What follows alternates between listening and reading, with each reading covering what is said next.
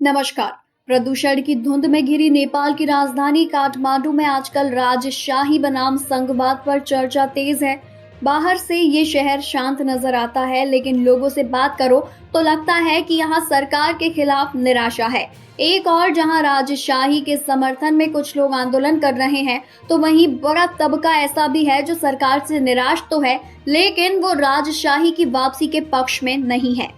मंगलवार 8 अप्रैल को राजशाही के समर्थन में रैली के लिए राजधानी के बलखू इलाके में हाथ में नेपाली झंडा और पूर्व राजा ज्ञानेंद्र शाह की तस्वीर लिए लोगों की भीड़ जमा हुई। रास्ते की एक तरफ प्रदर्शनकारियों की भीड़ थी, तो वहीं दूसरी तरफ ट्रैफिक सामान्य रफ्तार से गुजर रहा था। राजशाही खत्म कर साल 2008 में लोकतांत्रिक गणराज्य बने नेपाल को हिंदू राष्ट्र बनाने और राजशाही की वापसी के लिए आवाजें उठी है। हालांकि आंदोलन से जुड़ी रैलियों के बाहर इसका असर बहुत ज्यादा नजर नहीं आता। नेपाल के अन्य इलाकों में भी राजशाही समर्थक आंदोलन सीमित ही है और कोई व्यापक विरोध नहीं हुआ है। नेपाल के इतिहास में अधिकतर समय राज परिवार का शासन रहा। 1846 से 1951 तक राणा परिवार के प्रधानमंत्रियों की सत्ता रही और शाही परिवार प्रतीकात्मक भूमिका तक सीमित रहा।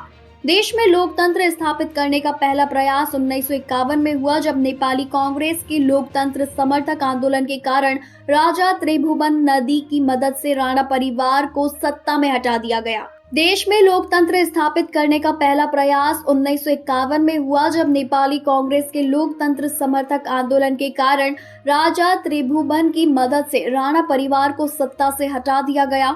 1959 में नेपाल में पहले चुनाव हुए और बीपी कोइराला देश के पहले प्रधानमंत्री बने। नेपाल में लोकतंत्र का ये प्रयोग ज्यादा दिन नहीं चल सका। जन आंदोलन के बाद 1990 में राजशाही का संवैधानिक रूप दिया गया। हालांकि लोकतंत्र की स्थापना के लिए प्रयास होते रहे।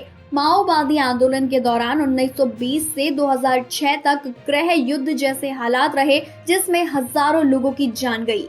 वहीं बता दें कि साल 2015 के बाद से प्रधानमंत्री की कुर्सी नेपाल कम्युनिस्ट पार्टी के KP Sharma Oli, Nepal communist party के पुष्प कमल दाहाल यानी प्रचंड और नेपाली कांग्रेस के शेर बहादुर देउबा के बीच घूमती रही।